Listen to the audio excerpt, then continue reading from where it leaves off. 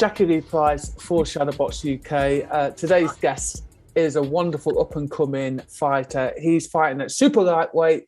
He's currently 2-0. Sonny Liston Ali. You all right? How are we doing? Yeah, are we doing all right? Yeah, I can't complain. Look at you all smiley and a bit of sun in the back. That's it. It's fight week, innit? And the sun's out.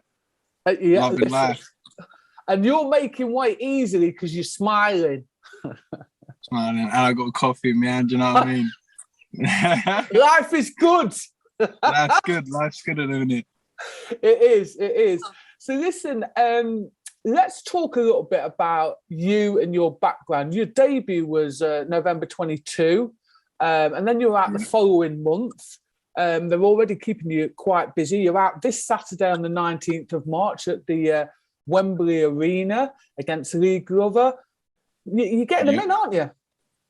Well, it's got to be done. Yeah, that's what it's all about, though, isn't it? Just keep ticking over, get more and more fights. Like you say, at the minute, it's all just experience. That's what I need at the minute. Absolutely. You had a good amateur career, 2 times schoolboy champion, 3 national championships, and you were enjoying a lot of momentum, and then you sort of disappeared from the scene. What happened? It gets, I started driving. I think that's what the main thing was. Like, obviously, I was training, I was doing well. And obviously, I've been boxing since I was 9. So doing that much boxing, like, in the end, you get sick of it, don't you? Do you know what I mean? Too much of anything, like you're gonna get annoyed of it in the end. So yeah, like, I was just training, doing all them championships, training. And I got to 17, started driving, started going out with all the boys, started hanging about the wrong people, doing silly stuff. And yeah, I just fell off a little bit. Do you know what I mean? Just fell off the old boxing. And then, probably about 2 years I was doing all that sort of stuff. And then, like, a bad thing happened. One of my pals died, my best friend, and it sort of sent me the wrong way. And then, funnily enough, in that time when that happened, I met Will Jones. And Will Jones dragged me back into the gym, dragged me back there, and he's just kept, since I've been with him, I've just been bang on it, like, for the last 3-4 years now. I've just been training every day, like, and like you say, I've still got a love for it back now. That's what matters. Yeah, I mean, sometimes it's difficult for kids because you have to be dedicated if you want to get to those sort of dizzy heights and represent your country, etc. There has to be a lot of sacrifice, and the sacrifice is like slightly a bit of childhood, the enjoyment of going out with friends, socialising. And the thing that made me smile is when you said, it all just changed when I got a car. Yeah, that's what I'm saying. Yeah, my own freedom. And it's that guy down McDonald's every day. It was bad. Music playing loud. You know what, though? Do you know what I will say, though? I'm glad it happened then, rather than if I stuck to it, turned over, had a few fights, and then like sort of fell out of it once I started getting the money from the boxing and that, and then fell out of it. Because that would have been a lot more a lot more difficult than doing it that way, if you know what I mean. 100%. I do think sometimes you do need to just take a break. Do you know what I'm saying? Assess yourself. And I think you would have come back now with that massive enthusiasm. And you were saying that you met up with Will. Where did you meet Will, who's your current trainer? So Will, he's from like the same area as me. I used to work at Boxfit as well. This is how dedicated I was to boxing. Even when I used to have a Saturday job in Boxfit. That's how much I love boxing. Like, I was just training, working in Boxfit, like boxing shop every weekend. And Will used to come in Boxfit all the time. He used to come in every weekend. Obviously, all the boys at Boxfit were close with Will as well. So he used to come in the back with us and like talk to him in the back. I used to print all these fight gigs. Obviously, he was ex-kickboxing world champion. So it's all these fight kit. And then he done a few like EBA fights under Lee. And I used to print all these shorts, funnily enough, he used to fight in leggings. So everyone would come in and getting their shorts printed. He'd have his leggings printed. Wrong. Yeah. I'm sorry, it's wrong. I just had an image of his Bottom. Imagine him. In the size of Will as In well. leggings, kicking. Big leggings. Oh, mate. It was a madness. So, yeah, obviously, and then I started knowing him from there. And then he's had similar issues with me, like with his one of his friends died and that, blah, blah, blah. And he sort of like took me under his wing a little bit, like started taking me out. We started going out for like calf and things like that. And I just went back to training just to like keep myself ticking over. I was never thinking I was going to turn over pro or whatever. It was literally just me and Will. All of a sudden now, if you look at Will now, he's got about 8 fighters under his wing now. He's smashing it. Like, so from just having me, now he's got 8 other fighters. So we sort of like sprung each other, and he's done me the biggest favour, and I've sort of kept him in. Like, you got to remember, he was ex-kickboxer. He knew about boxing. He didn't know much about boxing. He's just studied. Now I'd say he's easily one of the best coaches out there. Easily. He's definitely an up-and-coming coach. He's keeping himself busy, and we'll talk about some of his fighters in a minute. But just going back to what you were saying, that you've kind of walked away from, a bad crowd and stuff. How difficult was that to walk away? Because obviously you don't want to lose face. I think it's quite difficult for somebody to say, listen, I don't want to get involved in this anymore. I'm going this way. And sometimes individuals that you're rolling with, they don't want you to progress, do they? It's a hard one, because a lot of the boys that I was hanging about with, like, some of them are dead, some of them, like, a few of them are in prison now, and I clicked off here. Some of them are in prison now. My best friend, Martis, me and him was like, since from the beginning, from when I started driving, blah blah. He was like one of my best friends, and he's done the same as me. He's literally cut it all out from them years ago. We cut it all out. He's gone fully legit now, and yeah, we're literally just on the high road. And you look back at it now and you just think, oh, I was such a tramp. Like, that's how I look back at it. Like, it was just like, I don't have no good memories, if you know what I mean. So it's like, it was hard, but it's not. When you're out of it for a bit, especially hanging about with grown men like Will. Like, I was hanging about like, not little boys, but like boys like who think they're gangsters, blah blah blah. Now I'm hanging about with grown men like Will. Do you know what I mean? Like, proper geezer. So it's a million times better off, I'd say, 100%. I don't look back at it and miss it at all. Yeah, I think it's harder also to walk away. I think, don't get me wrong, each to their own. But I think it's harder to go straight than it is to be a criminal.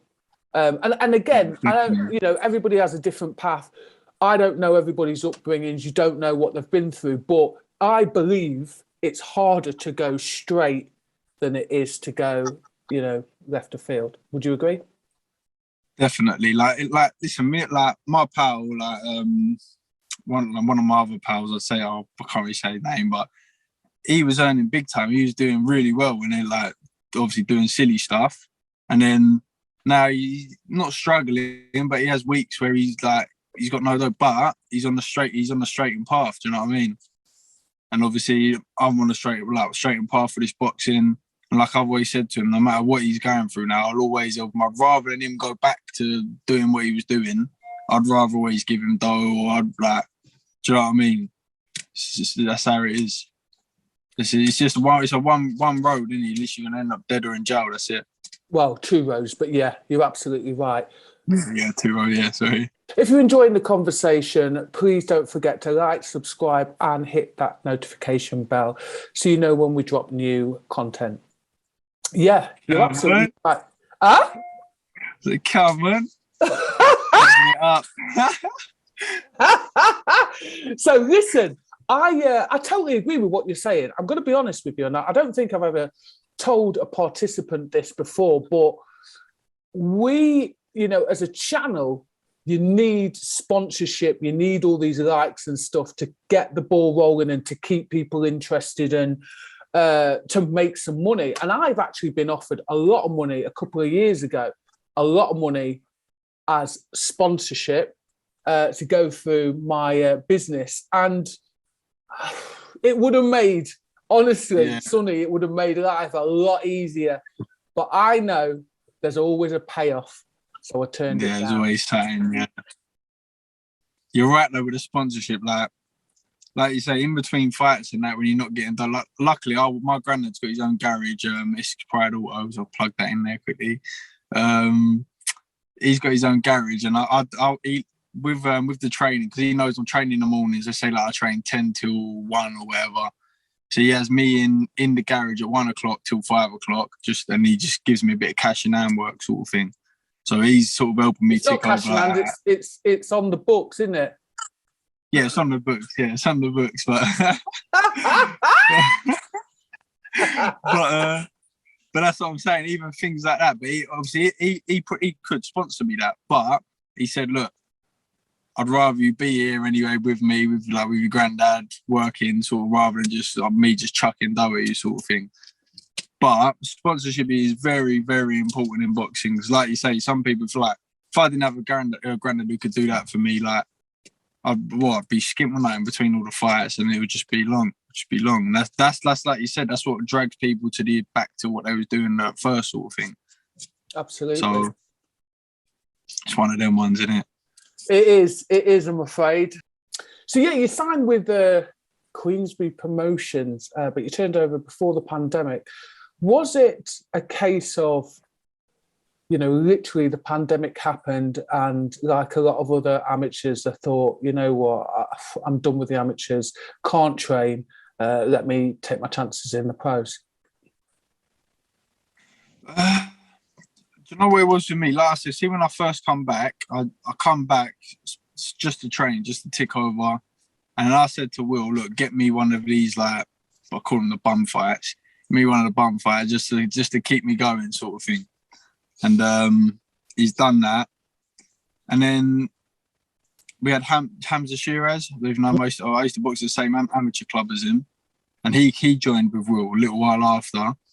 And his manager, Andy Ayling, who's also my manager, he messaged me a good few years back, like when I was still amateur, saying about turning over, blah, blah, blah. And obviously Hamza's come down now, so I thought, let me give Andy a message. See, he's come down, he's watched me spar, and he was like, yeah, we'll sign him. So that's how that come about, they all signing. But yeah, like I said, it was never my intention to turn over pro. So whatever I do in pro boxing now is a win for me. Because, like, where I could have been, like, fucking up. I don't want to think about that. Do you know what I mean? So, whatever I do in boxing now is a win for me. So, thinking about the amateurs, though, do you think that, especially in this day and age, and it's getting incredibly expensive to just live anywhere, but especially in, like, London and the surrounding areas, do you think it's just too difficult for young people, let's say youth onwards, is it just too difficult to concentrate on the amateur boxing scene? Because where is your money coming from? It's that as well. Do you know what it is? There's so much going on in the world nowadays as well. Like, it's always something. So, like, with the amateurs, they say even just with the COVID that happened, if you're training amateurs, you're training hard, and there's no fights being allowed, or there's this not being allowed, blah, blah, blah. It's just you're just doing all that training for nothing. There's no goal at the end of it. So it's like, it is definitely hard, especially a lot of clubs shut down, didn't they, for God knows how long. Yeah. So it's just, it's definitely hard for, like you say, a lot of amateurs have turned over in it because of that. Yeah. So, but yeah, you're right in what you're saying, especially like equipment and that. Obviously, some mum and dads, like most boxers, I'd say, come from a bit of a poor background. I'd say as well. Yeah, you've got to think about feeding these athletes, even the mums and dads that are, the background. It is a working class sport. Just the food these days. Coffee ain't cheap. Do you know what I mean? Coffee ain't cheap. Paying £4 a coffee. You know what I mean? It's a liberty. I tell you what, you must be plugging for some sponsorship. Come on, Starbucks, please. Come on. Hey, I wanted to save me some dough. Say that again. That will save me some dough, I promise you. Hey, listen, they must have a lot of money.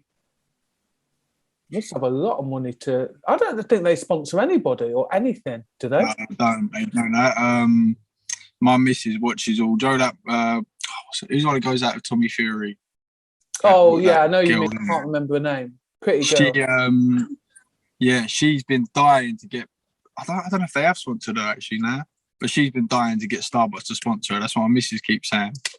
But they ain't sponsored her, and she's like over 1 million odd subscribers, like pretty famous now, isn't she? Yeah. Molly May, that's it. Molly, that's it. Molly May. Yeah. Oh wow. Yeah, so I doubt I'll be able to get that anytime soon. Hey, you could always hope. That's it. Touch wood. See, your name, Sonny Liston Ali. Okay, are you named after famous fighters, or is that your real name? Yeah, that's my real name's Sonny Liston Ali. Yeah. So my mum named me Sonny Liston, and then my dad's surname's obviously Ali. If my granddad named me Sonny, my mum chose Liston, and then obviously my dad's surname's Ali, so we didn't have a choice. But yeah, it's just how I was born. Yeah. And what's your background? Because I actually thought you were a traveller. No, my dad's Bengali down the line, like deep down the line. My mum's just full English, just straight English. Yeah, that's it. No, not much background. Because doesn't the travelling background, don't some of them, their ancestry come from India? I think so, yeah. A lot of them from Romania and that. There's only like the Roman Egyptians and that. Yeah. I think I read somewhere that, that some of their ancestry is from India. Yeah, I don't really know too much. So it's funny because you look at you like, I don't know. Do people think like when they hear your name, you're going to look very different to the way you look, and they're like, oh. Well, when I was an amateur, obviously before I got a bit known, a lot of the coaches did say to me, "Carl, we were expecting little Asian boys to come walking out," and then like obviously you got me, like fully skinny white boy, pale face and that. Mad. Yeah. Do you know what I mean? Yeah, no, totally. Talking about Will and his fighters, you had Dee Allen out the other week. Did you manage to go to that? I was there, but I didn't really. I didn't get to go down there. I watched it though, but yeah, she done well. Amazing. She's a great fighter. I mean, from that fight, I think she's gone up to like, I think 9th in the world already, just from having her pro debut on the Boxruk rank. I think that girl was tough. She come to win as well. Listen, not only did she come to win, she was way more experienced. And just let me drop it in here that Dee Allen had her professional debut and she got a KO. I think it was in actually the first round. I was there. It was such an incredible fight. She was upset about, certain things that happened in the fight. But I was like, listen, that fight, you got up, you showed how much grit and determination, and that actually is what counts in this game, isn't it? That's what I'm saying. Yeah, like you say, the girl she fought was so experienced, and she come to knock her out, didn't she? Fucking know out of nowhere. She like on your debut for you come out, have a little look. Nope. That woman come out, boom, boom. First 10 seconds, Dee and obviously dropped Dee. Dee got up and she was heart of a lion, isn't it? Literally got up and finished the job. Yeah. Yeah, it made me laugh a little bit because I was like, that girl should have had a little feel out. But I think she was on a different agenda and You'd have told her to go straight in and just put it on her. Yeah, literally. But you know what? I think same with one of my other stable pals, Jordan Perkins. He's with MTK. Yes. He fought the other day. He had a cracking 6-rounder.